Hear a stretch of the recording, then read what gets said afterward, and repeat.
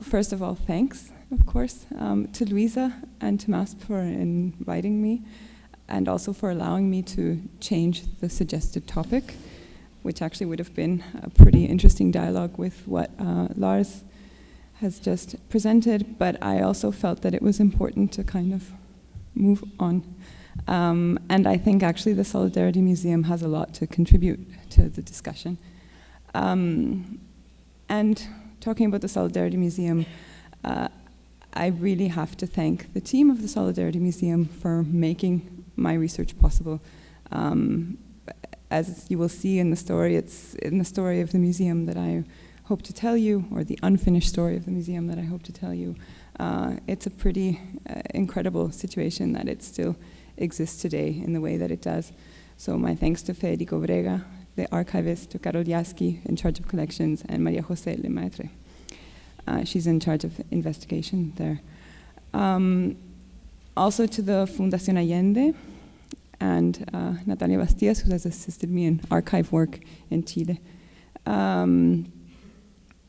And I also feel that it's quite important, it's quite frequently that we work alone and forget that working alone is always working collectively.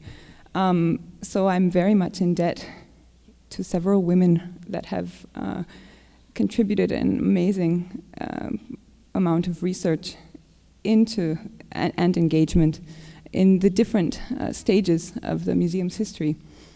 The first ones, the most recent ones, would be Carla Miranda and Carla Maquiavelo, who have worked with the very, very recent incorporation of an archive linked to the museum, basically consisting of documentation of different correspondence around the museum's constitution. The second person, who I think has a kind of hidden, really amazing history within the sort of relevating of the museum, is the actual director today, Claudia Saldívar. When she was studying art history during the dictatorship, she began to look into this history, which was at that time only a history of rumors, only a possible oral history, and she did a really incredible work that is the basis for anyone doing research in the museum. And the last person, the last woman, is Virginia Vidal. She is an active agitator of the cause since the early 70s, when she was a secret protagonist of this story, and she's now quite elderly and has been extremely generous. So what am I going to try to do is tell this perpetually unfinished story of the Museum of Solidarity. I'm going to get water, sorry.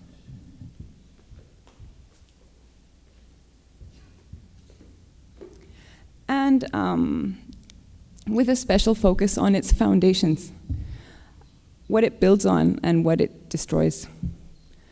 And I will, because of that, kind of dig into how it emerges during the time of popular unity from 71 to 73.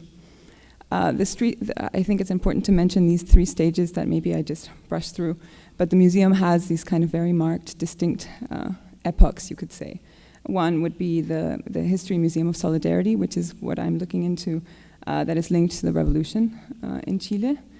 The other kind of important stage would be the stage of resistance, which was basically when the museum became a museum of exile during the dictatorship. And then the last period would be that of re-democratization. So it pretty much coincides with Chilean political history.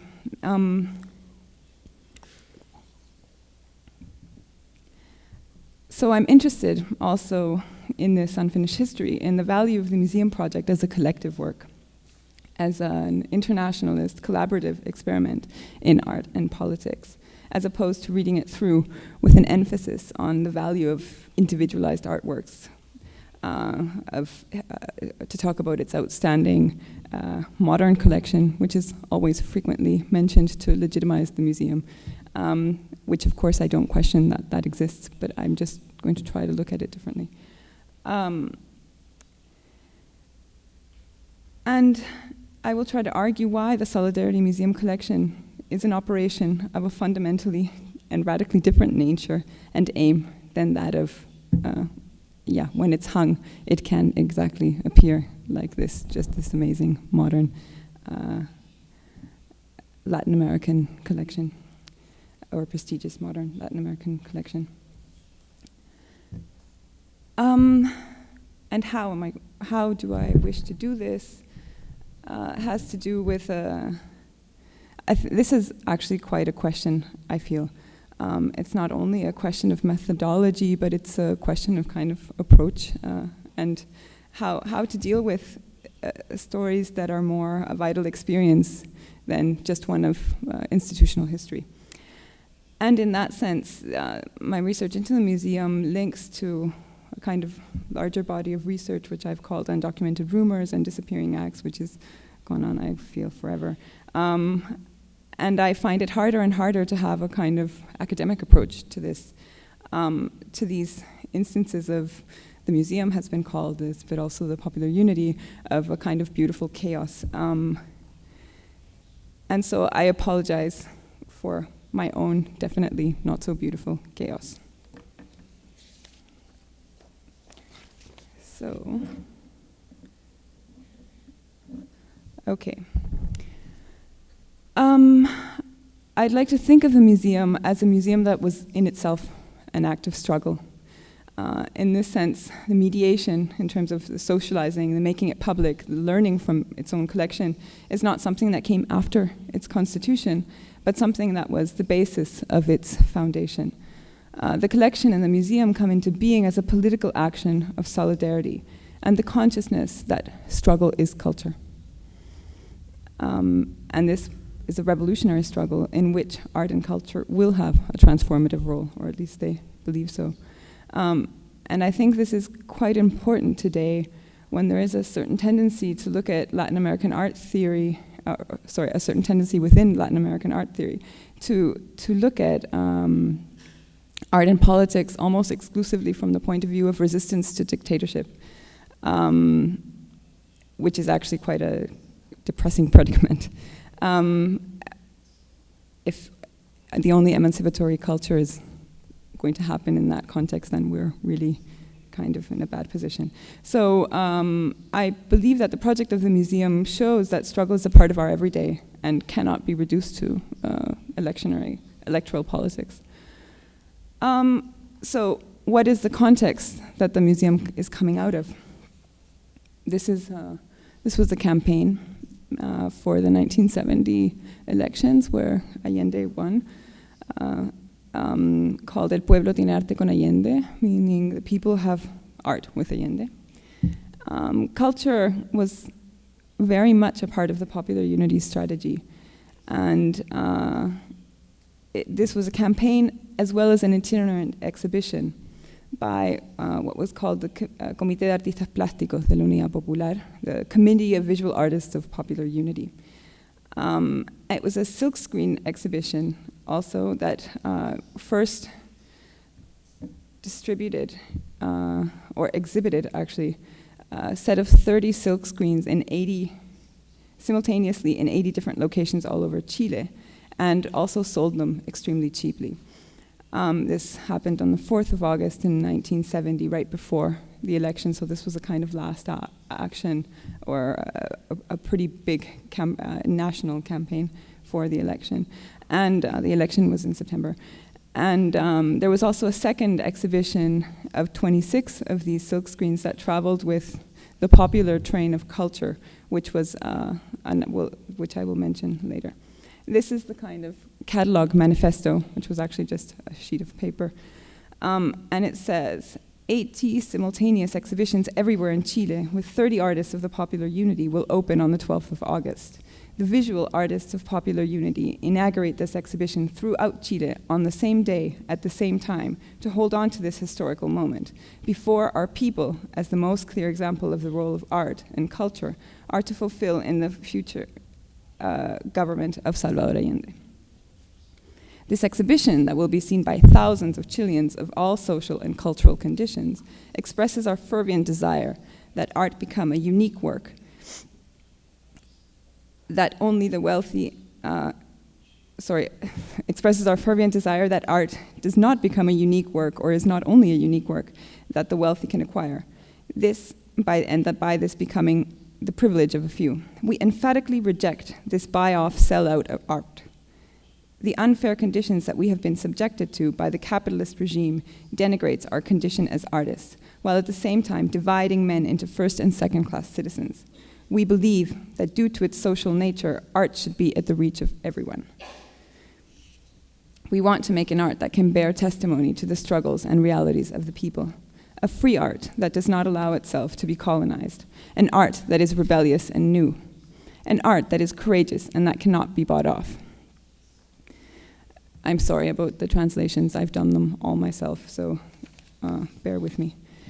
Not only popular access to art is what they're proposing, but also at the same time it's a whole critique of the art regime in relation to wealth, power, and class distinction. But in a way, it's also pointing to art and artists' complicity, its character or its nature, the way that it's positioning itself as a geopolitical colonizing agent. It's also important to note that there was quite an important consciousness of that this was an international struggle. So this silkscreen exhibition traveled to places such as Cuba, Colombia, Democratic Germany, and Peru. This is an image from the Cuban press where it was exhibited in Casa de las Américas. This is one of the screens you saw in the, you could see it's there. And it's called Unarm and Throw Out, Dangerous Mobile Toy to Arm and Disarm. It's by Guillermo Núñez, who was actually at that time, or who became, after the triumph of Allende, the director of the Contemporary Art Museum, that actually housed many of the exhibitions of the artists linked to these exhibitions.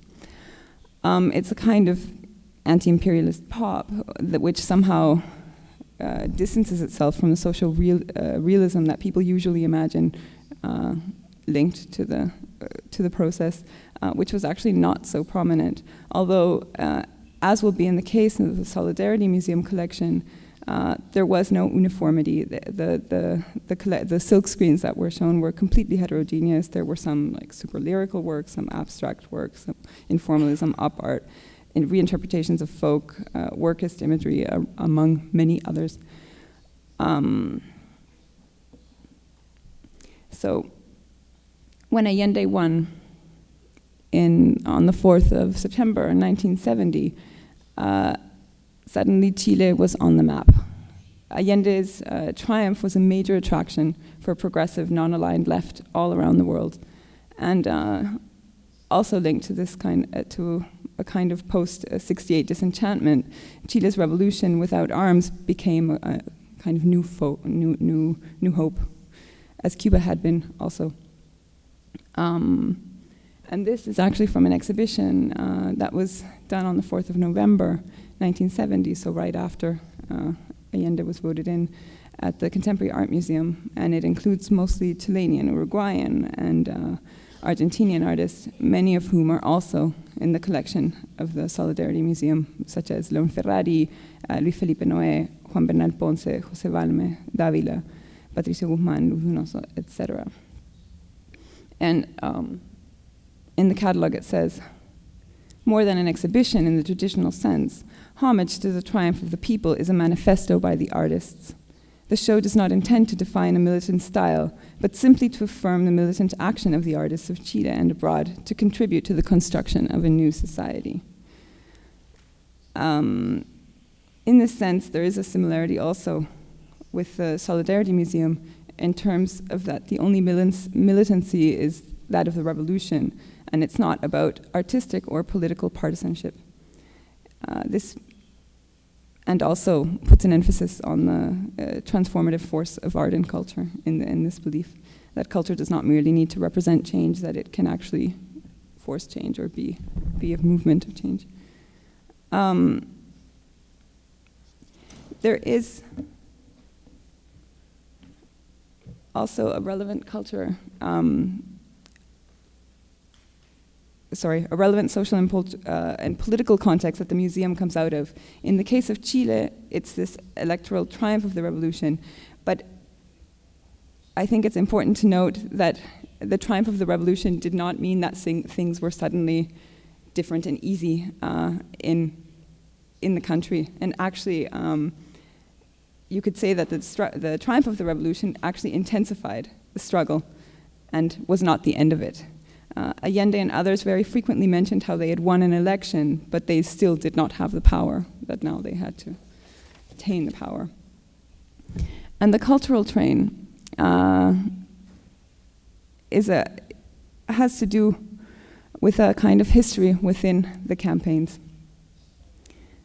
But also, so it's not only this art for the people, but also has to do with this cultural solidarity with the people and their everyday struggle. So the cultural trains traveled all along Chile,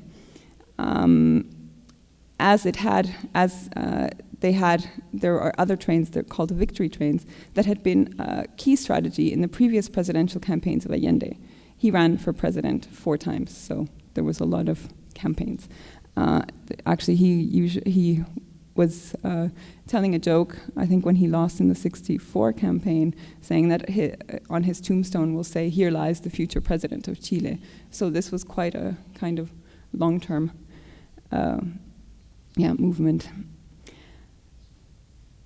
And these cultural trains consisted in these kind of itinerant cultural troupes, where they followed the lead of these past campaigns, which were also buses sometimes. They would have large canvas screens, a generator, a film projector, sound systems. They would travel with different kinds of artists, the theater groups, and they would be making prints and screens for the people. People could come with newspapers actually and get prints made there. This was also a part of a kind of precarity of the campaigns, I mean, that were seriously underfunded especially compared to the right-wing rivals. So this support of cultural workers was actually a fundamental asset of the campaign, and was always considered a extremely relevant part of Allende's victory, actually. Virginia Vidal actually mentions how she was traveling in this train, how entire populations of very small towns who had never met a politician ever greeted them clapping and crying in the which is a kind of a little bit disturbing sight, but that would greet them like this in the train stations. And she said that they would be in Sunday dress, like extremely excited to receive them. And she said how it was impossible that this did not transform you, to see these people that were living in such isolation, so excited about culture. And at the same time that this was going on,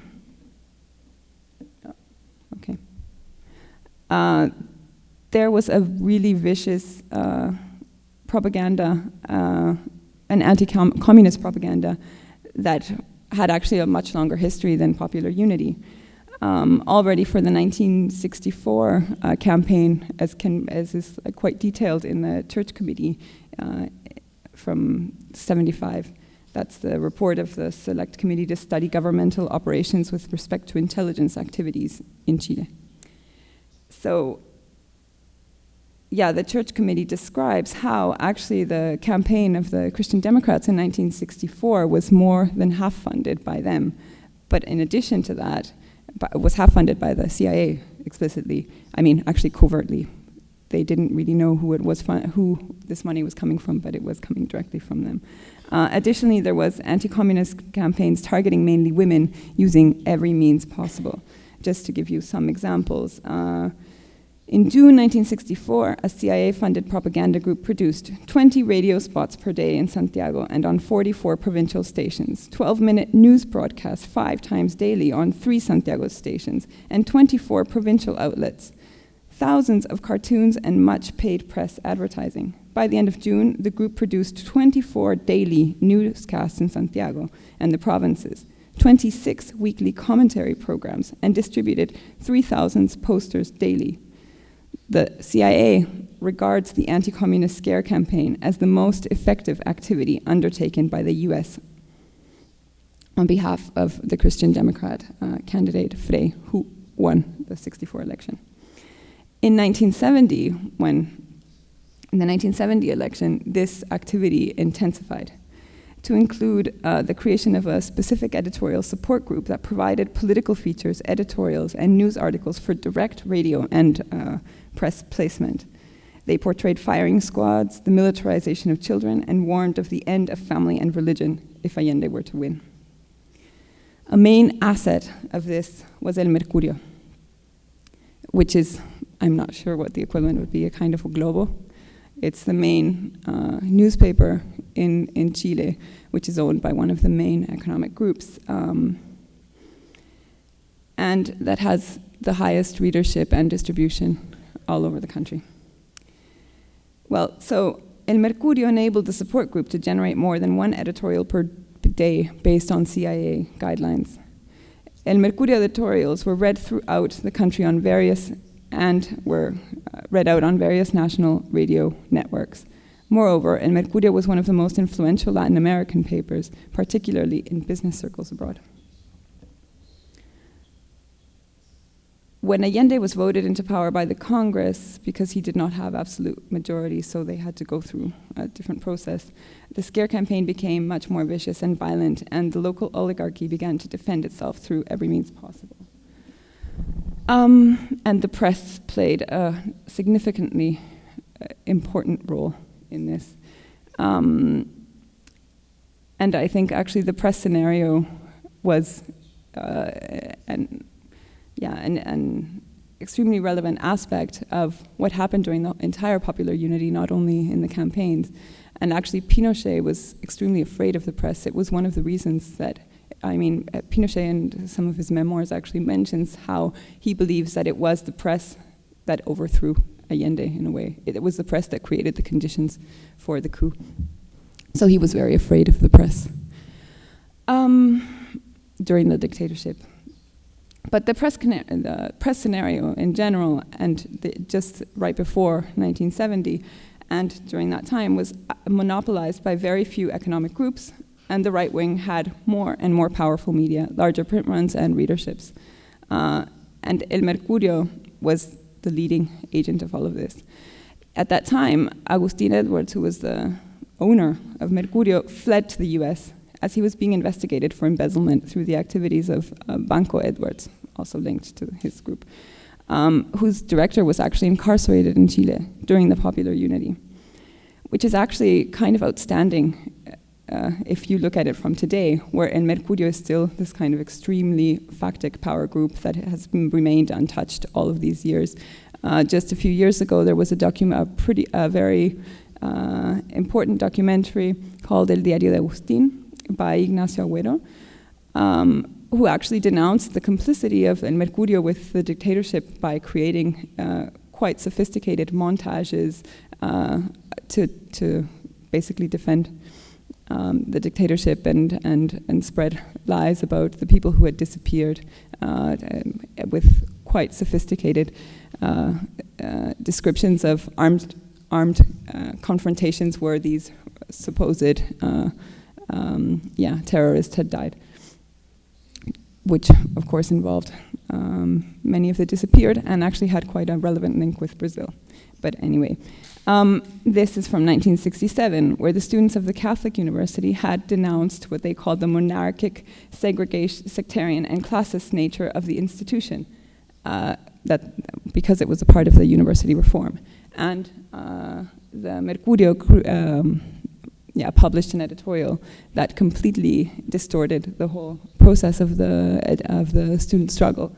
And they made this banner, which is actually quite an iconic moment in the sort of awareness of people of the role of the press, and how it's clearly not how this idea of neutrality of journalism is just ideological.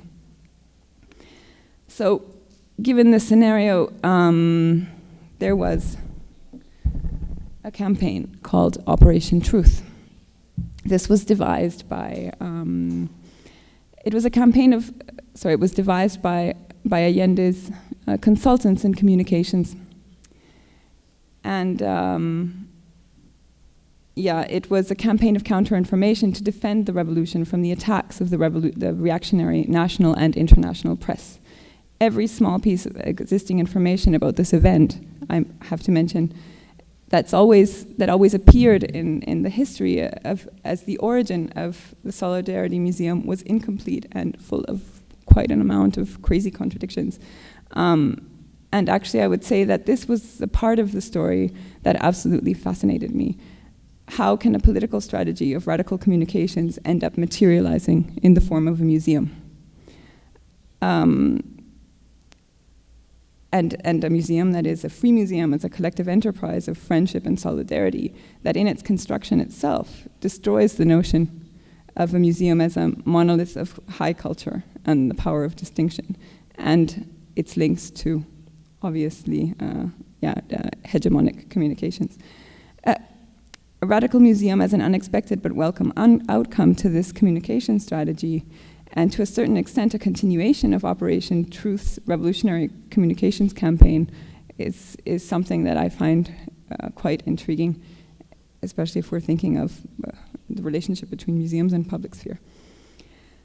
At the time, Allende was actually, if you read Allende's speeches from actually the entire course of popular unity, there is always a moment where he will hold up a newspaper and say, this is actually a lie, and explain why it is a lie.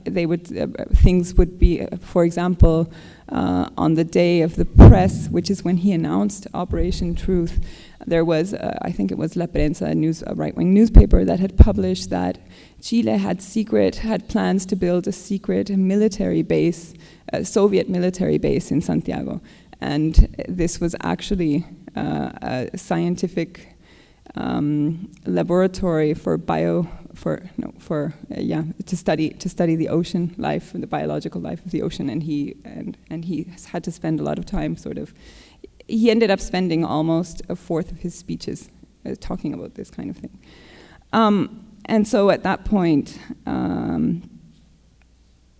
there was also a contradictory scandal about the freedom of the press that managed to be published internationally as well as in Chile, though it was quite obviously strange because there would be all these extreme newspaper titles denouncing how the press wasn't free in Chile and how the popular unity was full of scoundrels and things like this, but it was published in Chile. So that was also something that Allende made a point of in his speeches. But what was this campaign, and who were these communications revolutionaries? And this was actually one of the hardest things to find out about. But one, I think, quite interesting person that participated in this is Renzo Rossellini. He is the son of Roberto Rossellini, a famous filmmaker, but actually Renzo is a film producer. He founded a quite well-known within third world cinema circuits, a production company called the San Diego Cinematográfica, which ran in Rome and was linked to the Third World Cinema Committee in 73, 74. So Renzo was quite engaged in political cinema, political documentary of the Third World, linking people from the Arab world and Latin American world, and connecting actually all of this tricontinental force that would all go through his production company. Danilo Treyes is another actually enigmatic figure only in Chile, because he's quite well known in Uruguay. He was also quite weirdly working for Scandinavian Airlines, which made it possible for him to traffic all kinds of films and create actually the first encounters of Latin American political cinema in the 1950s that were previous to the quite famous 1960s meetings in Viña del Mar. And here he actually brought together a lot of people from Cinema Novo. He was actually the producer of a lot of Nelson Pereira dos Santos' first films. He was also a predecessor of the Third World Cinematheque, and this was actually made possible through Scandinavian Airlines. And when I asked I mean, in terms of moving films around. And when I asked Renzo about Danilo, he just said, oh yeah, he was just this guy that worked in an airline. I was so surprised to find him in Chile. And actually Danilo was quite a good friend of Allende. And then, of course, there's Augusto Perro Olivares, who was the press director of national television during the Popular Unity. But okay, what was Operation Truth? According to Renzo, and I'm quoting him from an interview that we did, Operation Truth was cultural and political necessity. We had to explain to the planet that a revolutionary experience without arms and within democratic elections was occurring in Chile, something that had never before occurred on the planet Earth, a revolutionary anti-imperialist process. Operation Truth had its main objective to show the world what the Chile that the Popular Unity had to govern looked like. It was an international counter-information strategy where they decided to invite cultural figures from around the world to go to Chile and experience the revolution for themselves. And in this sense, it's interesting because it's not putting a focus, even though it's called Operation Truth, and there was actually, as far as I know, unconnected, though it's hard to imagine that they didn't know about it, another Operation Truth in Cuba in the first year of the revolution, where there was just a big press conference where journalists could talk directly to Fidel. But the Chilean Operation Truth was more about promoting this subjective lived learning experience, and was quite open to whatever might come out of that. So it wasn't only journalists, it was intellectuals, artists, among them Carlo Levi and José María Moreno Galván, who are, in some of the stories, the ones who proposed within this meeting. That was quite permeable. It wasn't a meeting like this at all, or a meeting around a table.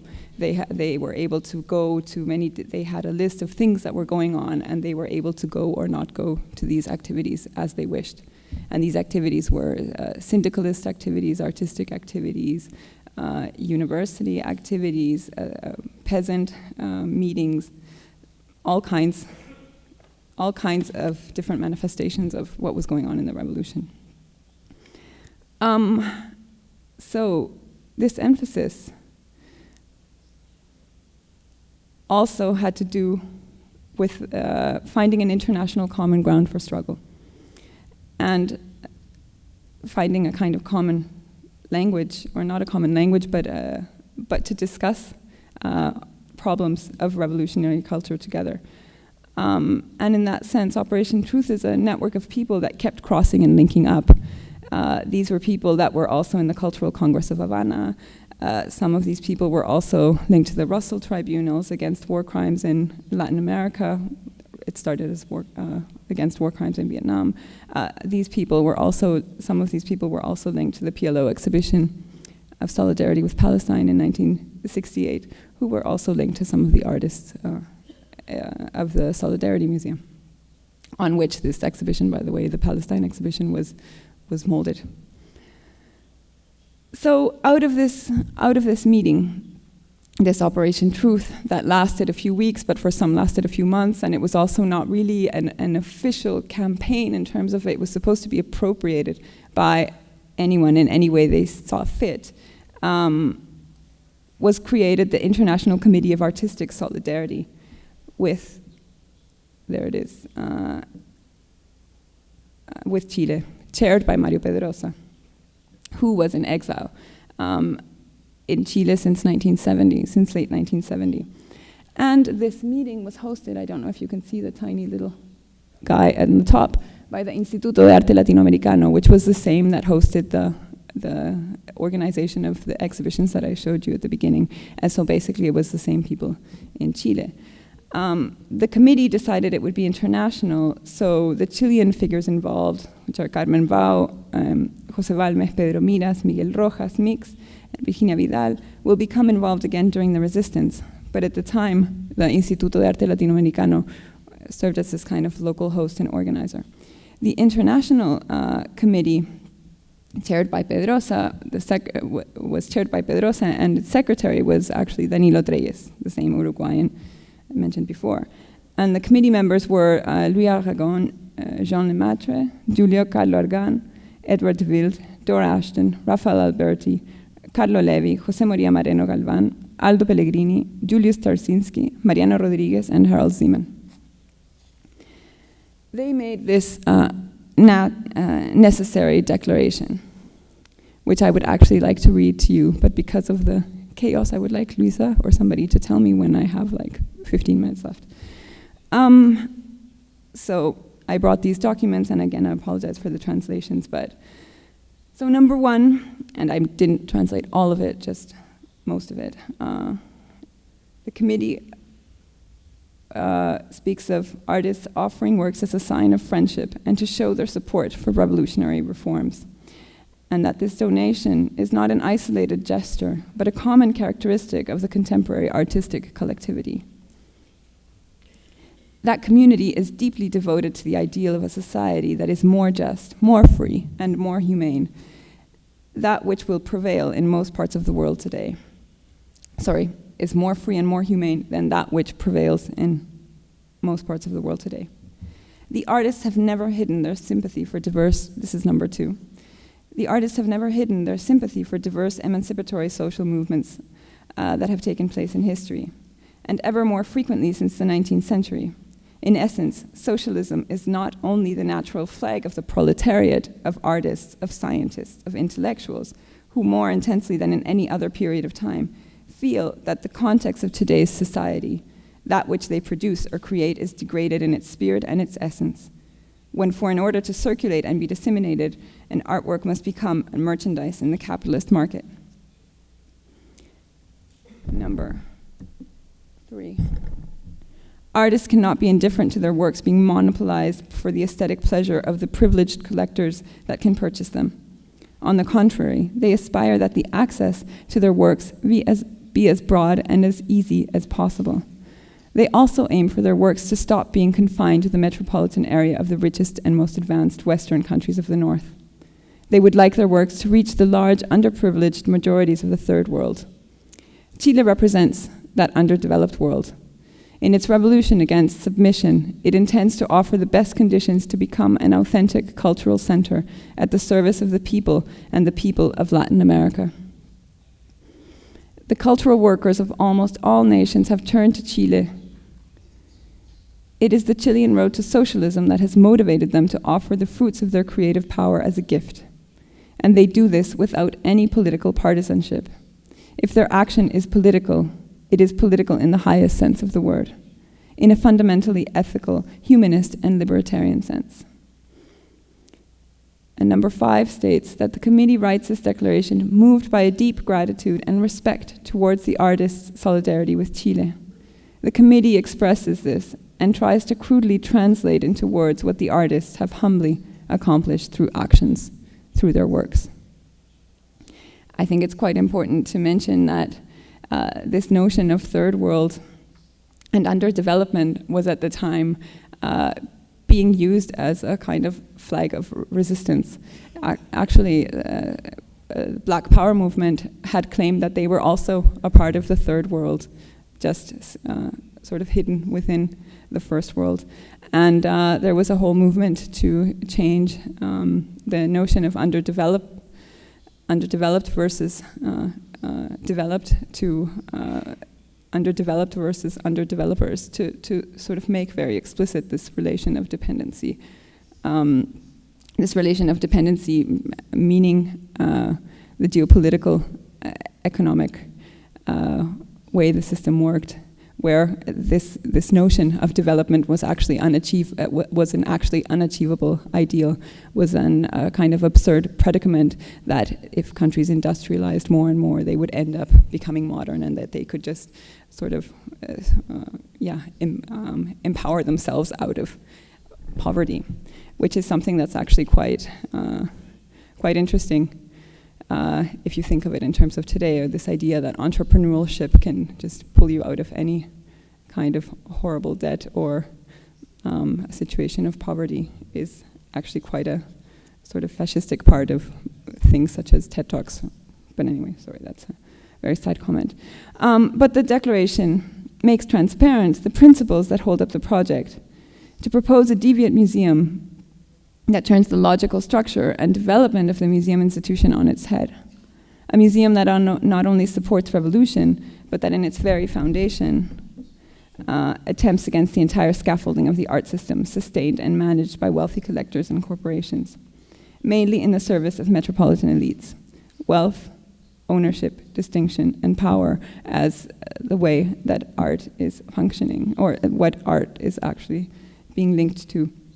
A constellation that is again and again coming forward in many small struggles and discussions today, for example, around art funding. But basically it can be sort of synthesized in that this declaration states that the artists that donate are for a society that is more just, more free, and more humane, that artists and artworks are in essence progressive, they're socialist in the deep sense, and that art should be for everyone and not monopolized by wealth, and that the donation is in itself a political action. Artworks are inhabiting the world in a way that degrades them, is more or less what is being sustained, and what these artworks stand for, and that this is actually not a neutral thing, that it's something that actually affects the artwork, the artist, and the world it inhabits. So the Solidarity Museum, in my understanding, wants art to inhabit the world in a way that respects the work and in a way that is generous and stands up for this desired world. In Pedrosa's letters, correspondence around the museum, he speaks about how today art and politics cannot be separated. It is, in that sense, anti-exclusionist, not only referring to this heterodox left that composes it, but also stylistically. Pedrosa clarifies that the collection should express the cultural and artistic contradictions of our century. He noted that despite the fact of sending her a list of suggestion, no trend, school, style, or ism, Pedrosa noted in a letter to Dora Ashton that despite the fact that he's sending a list of suggested artists, no trend, school, style, or ism should be excluded. It's not about normalization of dogma, but there should be different rhythms, differences, and conflicts between the works. There should be a space for experience. There were even plans to make residencies, devised in quite a similar way as Operation Truth, actually, that had, with a strong faith in subjective experience and no demand for or protocol or outcome to be expected as a result of these residencies. In that sense, it was a project for what they were calling a modern and experimental museum.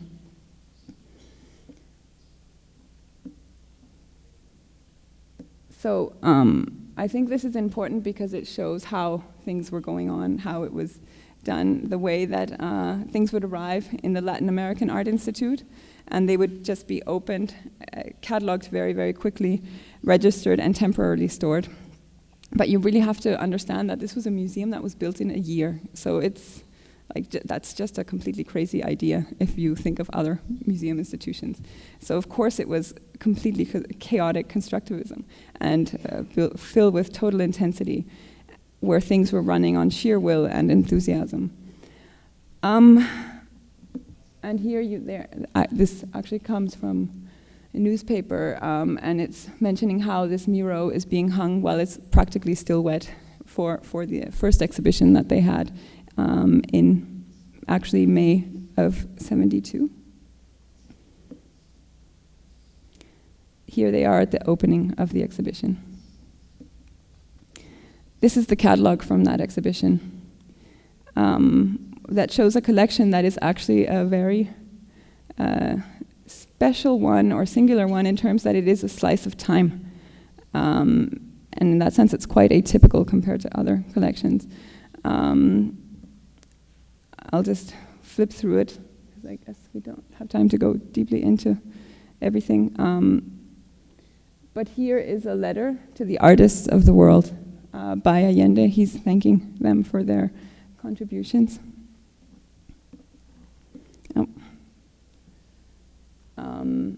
This is the speech that Mario Pedrosa gave at the time. Here is the list of artists contributing.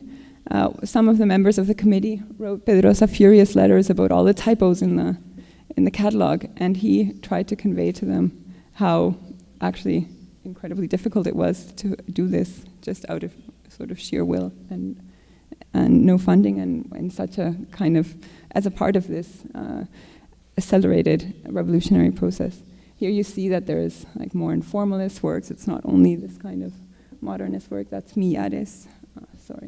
That's Miades, and this is actually Franz Craveiro, who's Brazilian. Most of the Brazilian donations were extremely complicated because it was actually deemed dangerous for Brazilians in the dictatorship to donate to the museum because it was seen as a real political action. So Brazilians living in Brazil weren't really able to donate, even though Berríos made many attempts to try to go around this. And so the Brazilian donations that do come in, including Lydia Clark, come in through other countries, France mainly.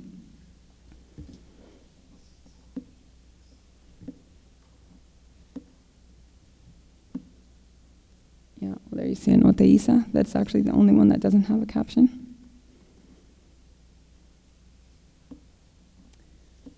And yeah, I think this is just a kind of interesting project to maybe close with, so that you see the kind of crazy ambitiousness of the museum.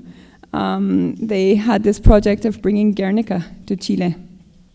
They wanted to bring it in from MoMA, and they write, this is the project of the letter that they wrote to Picasso, and it says, "To our comrade Picasso, our greetings. We Latin American artists, your brothers, your admirers, come to ask you that you bring the shipping of Guernica." And then they try to explain what the Museum of Solidarity is.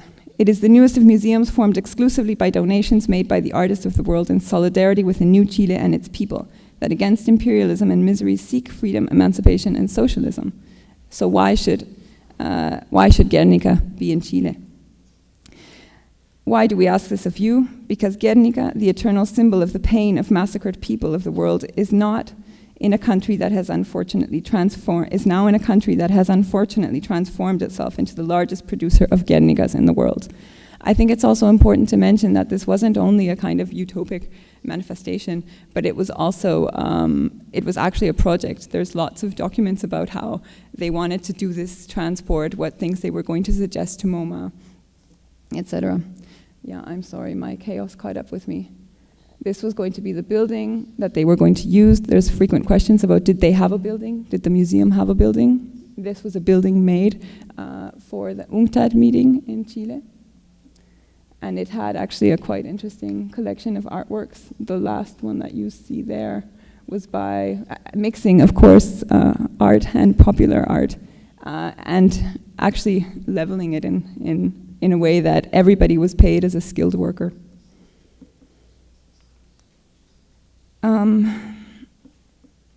Yeah, and this work, which is actually now a part of the collection, was a part of this this building that in the end, and I think I can end here, that in the end was bombed by, when the government house was bombed by the military coup, the government took over this particular building. And they took over this building in a way that was quite symbolically strategic. This building was done in an incredible record time. It was done in 11 months, even despite the professionals said that they wouldn't be able to build it, the architects and the engineers.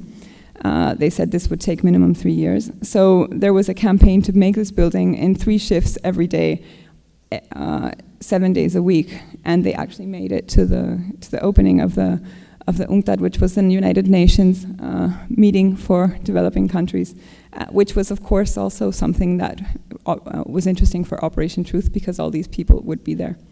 But when the military took over the building, they sort of bunkered it, and all the works that were in there were disappeared. just like the works of the Solidarity Museum. There was actually an exhibition of the Solidarity Museum in the building at the time. The building after the meeting was to be turned into an open cultural center and was initially to house the museum, but then they realized it didn't have the museological requirements. But it was still showing, not permanent, it was showing an exhibition of the works. And so all these works, nobody knew what was going to happen with them, and actually the military seemed to be quite afraid of them. And Pedrosa actually was more afraid of what would happen to the works than to himself, and he was resisting going into exile because he wanted to save the works. And during the entire dictatorship, the works were actually disappeared and hidden, and only reappeared in the after redemocratization. And this one was actually found in a junkyard. Yeah, so I'm sorry, I will cut it there because I know that it's been quite a long journey, and I didn't get to go to show you this quite nice film, but I guess you can post it on the webpage of the Resistance Museum, at the time of the Resistance Museum. And yeah, I'll just leave it there and maybe we can have a small discussion so that there's space for that. Thank you very much.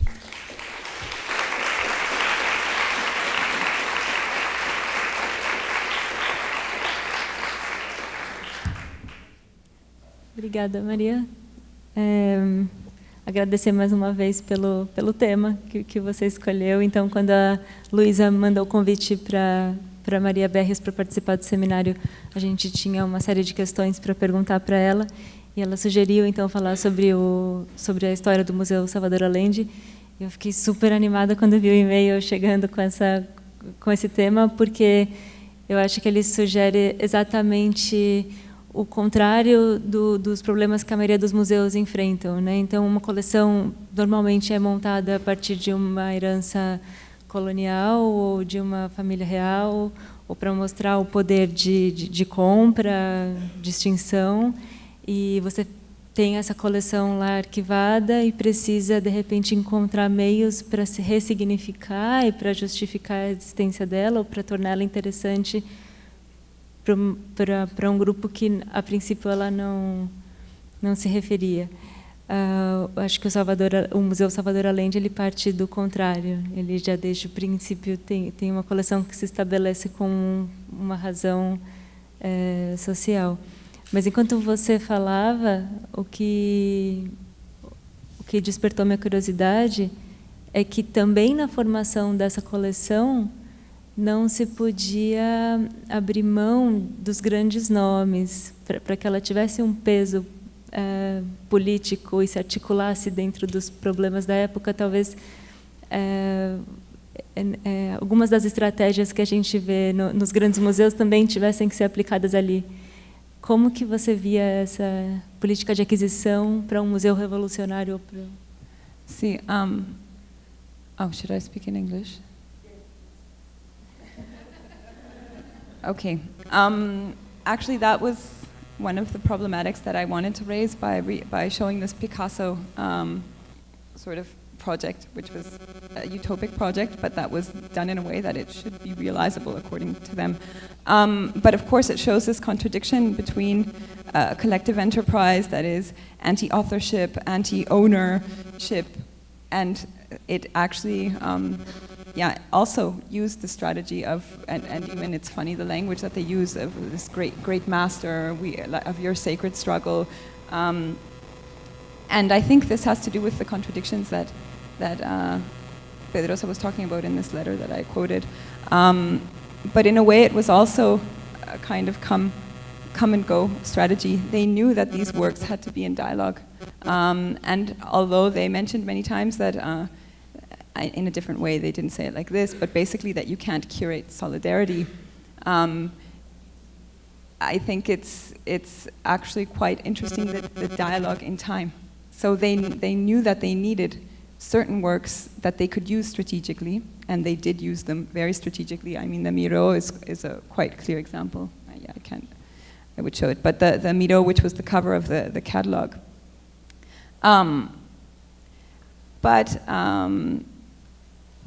In essence, I think it's actually a part of this kind of friendship as a curatorial logic, because this was all a kind of network, and there are many letters that show why is our friend not donating, or why is this work, I mean the works that they want, the auteurs that they want, are authors that are actually, or are masters, you could say, that, or as they would call them, whose work they believe is intrinsically linked to their project, and that is, as I mentioned, in inhabiting the world in a way that is completely contradictory with the project of their work.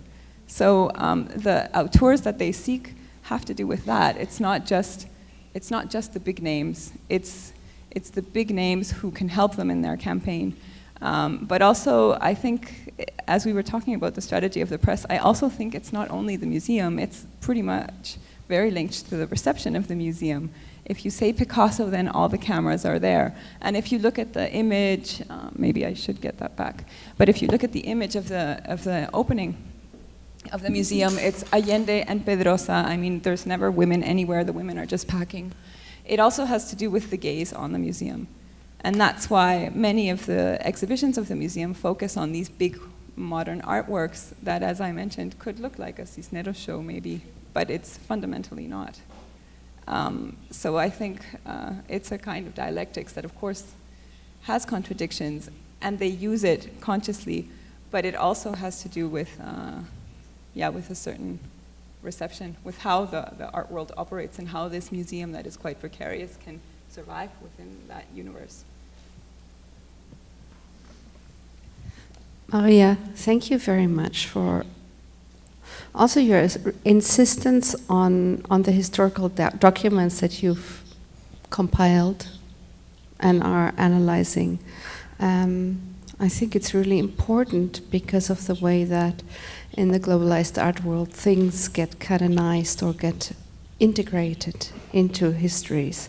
So my question is really, how would you relate the research you're doing to this way that the Allende Museum has become visible internationally? I remember for Documenta 12 we had planned to show, we really wanted to show this museum in Documenta.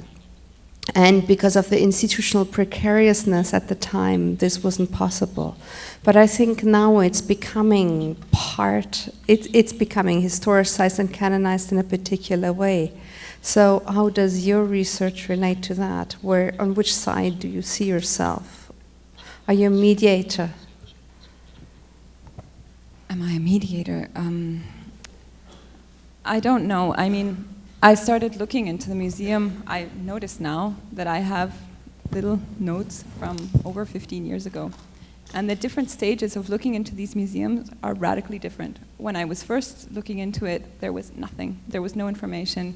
I didn't know that this thesis had been made. It wasn't very prominently, the project was just open, and it was open very much as a political kind of triumph linked to the Allende Foundation. And basically the only existing information was press. The only place where I could find anything was in press clippings at the National Library. And I found this quite shocking in a way, because it's such an amazing history and such an amazing collection. And I was actually shocked that this kind of canonization that has, I think, they struggled a lot to get recognition. And I think, in a way, the recognition that was first granted to the museum had a lot to do with the presence of these works, the presence of the important works. And it's actually quite funny that the struggle of the museum during that period, during the period of redemocratization, has to do so much with the attempts to dismantle the collection and separate the great works and the big names from the minor works. And actually, for me, this was the most fascinating thing, the relationship between these works, a collection that is actually a slice of time, a collection that is a history in a way, a collection that is a story, an unfinished story because it's continuing to today. So I don't know, I'm probably not really answering your question, but But yeah, what I mean to say is that I think that this history and this story and the depth of its connection to its time is what is most relevant about this museum. That's exactly the kind of realized utopia that it's putting forward, that can something like this be done? I mean, in today's world, this is quite difficult to imagine. I mean, if we just think of the relation, the concept of solidarity today, and we think of the situation of the refugees today versus the political refugees of Latin America in the 70s, and it's radically different. So I don't know if this unique experience can actually be repeated, but I think that it's this experience that is the most valuable part. And I think that's actually a part of the works. I'm not saying that it's only the story and that the works are not relevant. In a way, that was just a polemic way of confronting the situation, or a presentation that is so chaotic and only focused on these kind of anecdotes. But I actually believe in them. I believe in this friction of this history and its productiveness for today. Mais uma questão?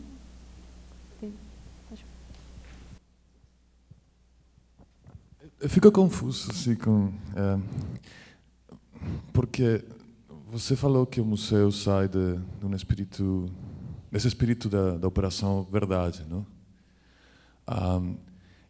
E também a história da chegada do Allende ao poder também tem uma relação com as artes, com essa ideia, umas artes de brigadas populares, de uma arte que sai na rua, que é ativista, que cria uma linguagem, uma história sobre a situação política.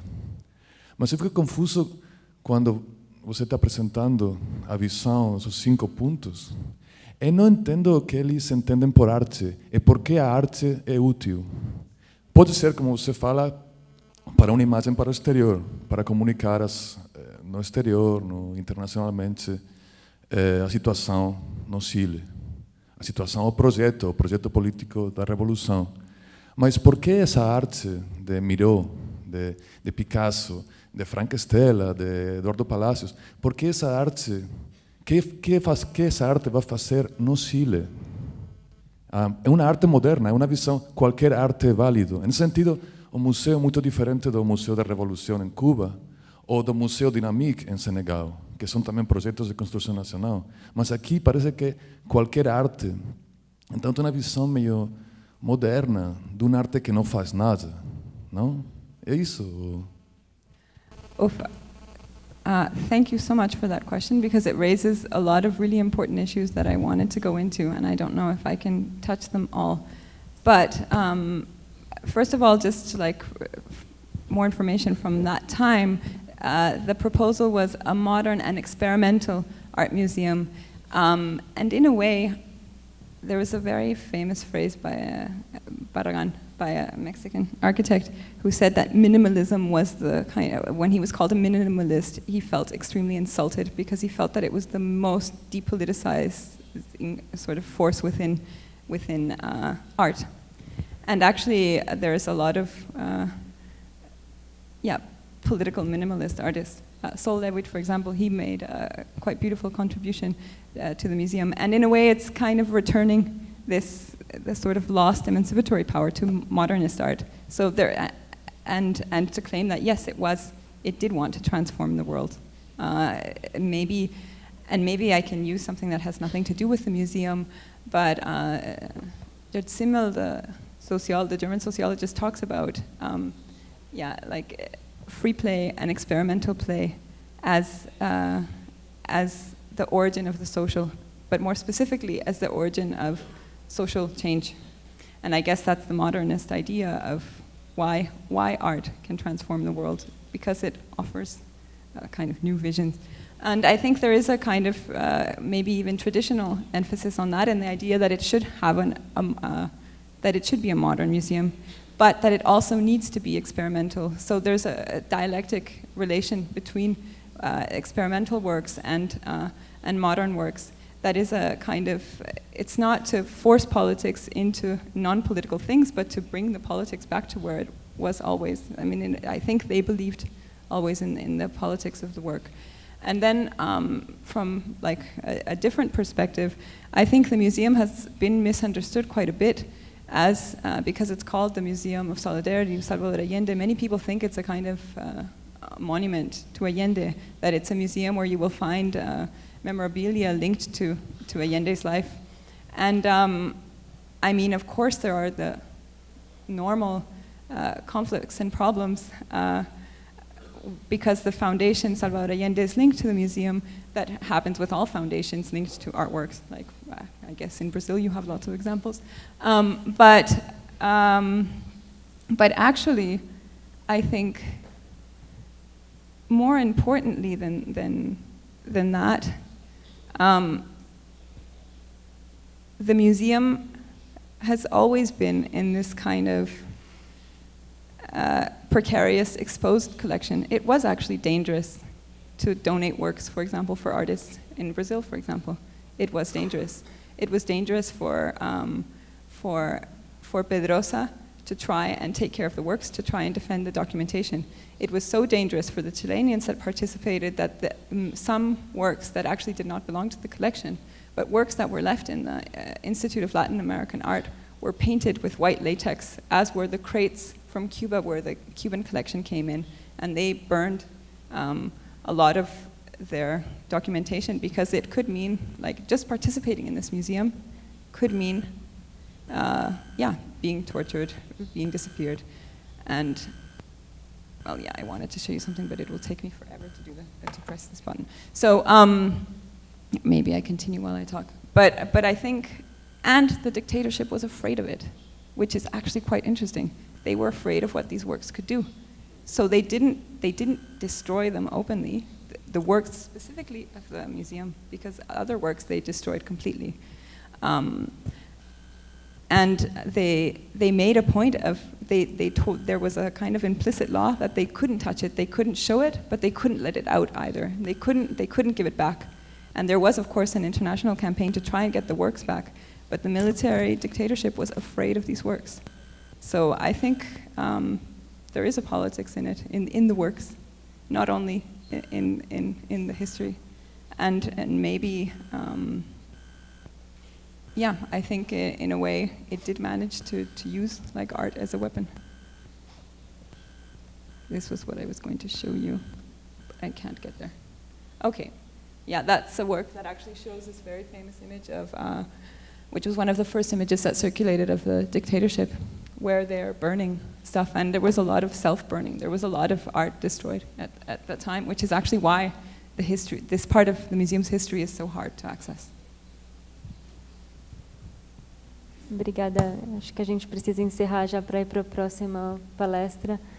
Muito obrigada, Maria. A gente continua as conversas, para quem tiver mais questões no almoço, período da tarde. E graças e desculpa o caos.